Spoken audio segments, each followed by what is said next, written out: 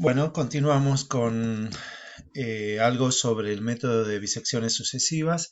En este caso es un teorema, estamos en la página 26 del apunte.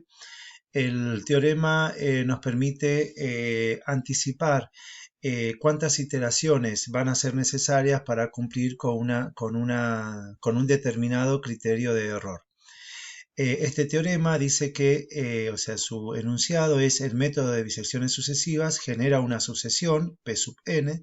Recordemos que los P sub n son esos puntos medios de cada uno de los subintervalos que se van eligiendo, que aproxima a un 0 P verdadero de una función f, tal que la distancia que va a haber entre cada uno de los puntos medios al verdadero cero de la función, esa distancia va a ser menor o a lo sumo igual que b menos a sobre 2 a la n.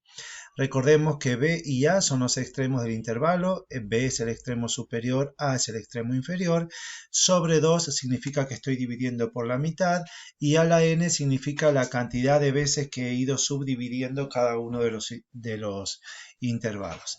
Entonces, bueno, aquí en cuanto a la demostración tenemos que nosotros sabemos que cada subintervalo b sub n menos a sub n es igual a 1 sobre 2 a la n menos 1 por b menos a.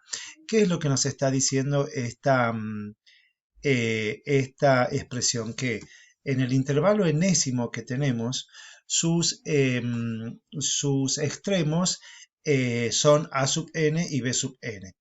La distancia que hay entre esos extremos, a sub n y b sub n, es la mitad de b menos a, o sea que son el intervalo original, en una n menos 1 veces de iteración del método.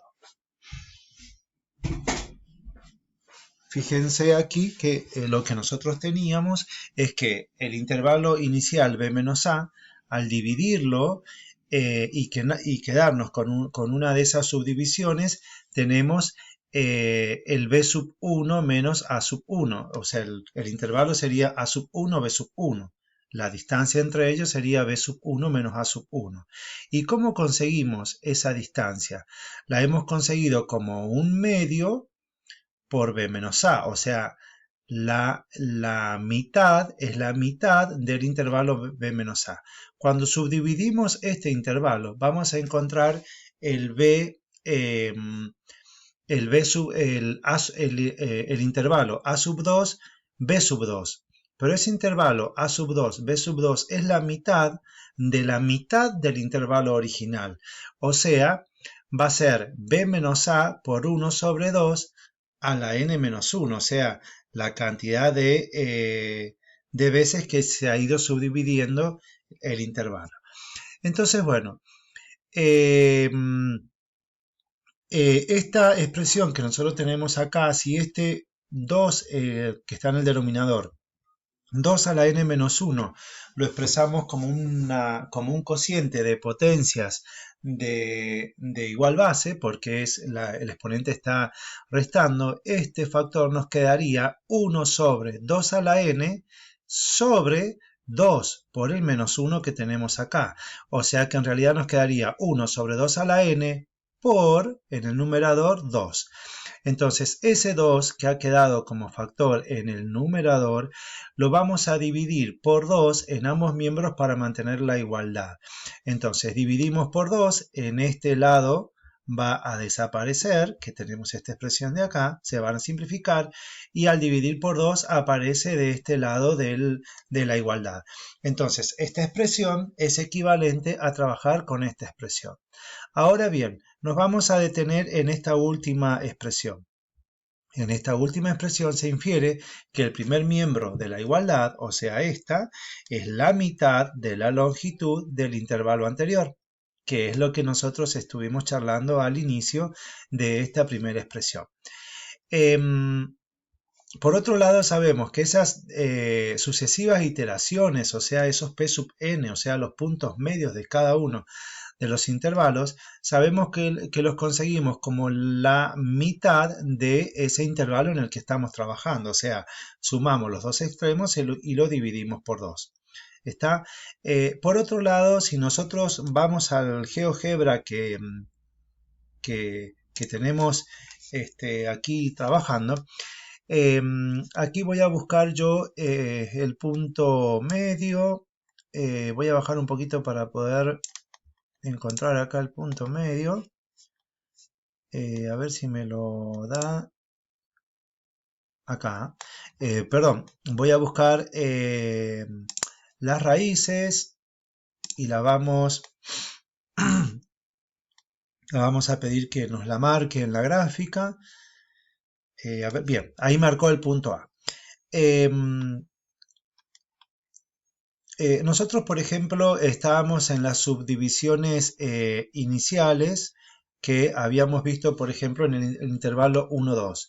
Lo subdividimos por la mitad y encontramos el intervalo 1 medio 2. Lo volvimos a subdividir por la mitad y encontramos el intervalo 1,5, 1.75 y así, bueno, fuimos sucesivamente. Ahora, la longitud que va a haber de cada punto medio, ¿está? Porque fíjense que acá, por ejemplo, el punto medio fue 1,5.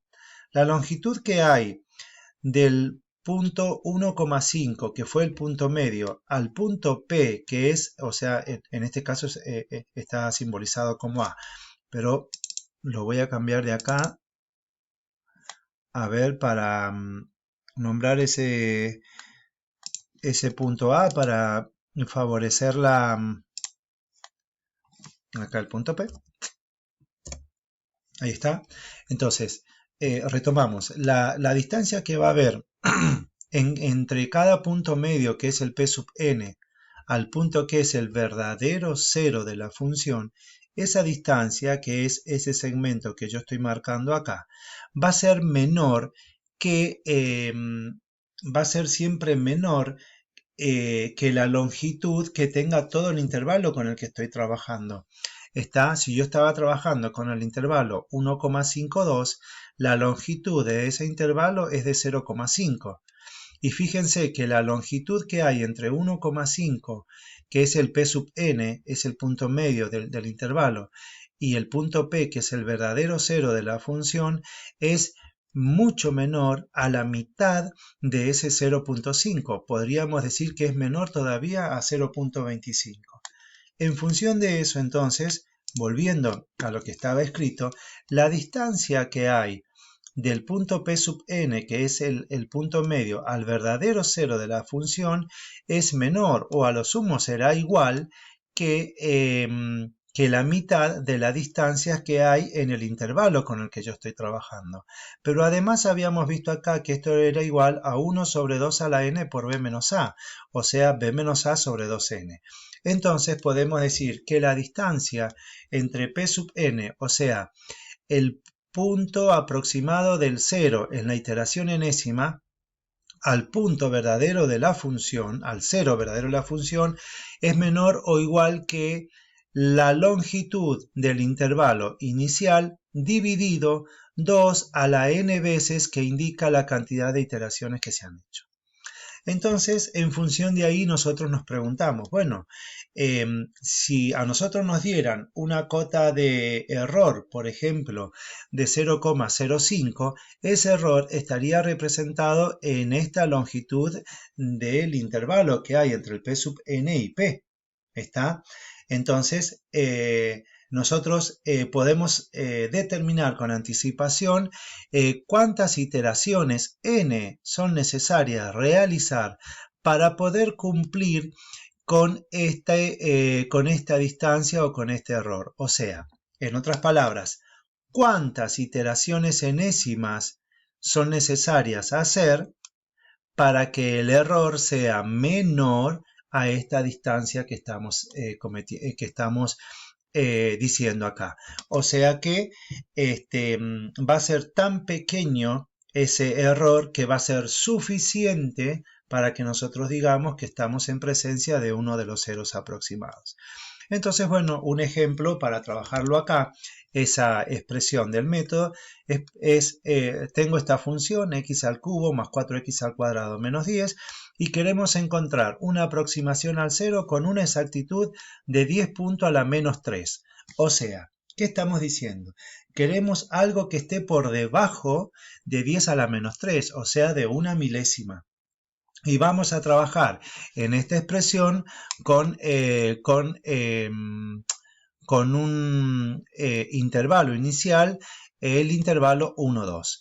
Voy a graficar un poquito acá, x al cubo más 4x cuadrado, x al cubo más 4x al cuadrado, y se me olvidó la otra, vuelvo, menos 10. Acá menos 10.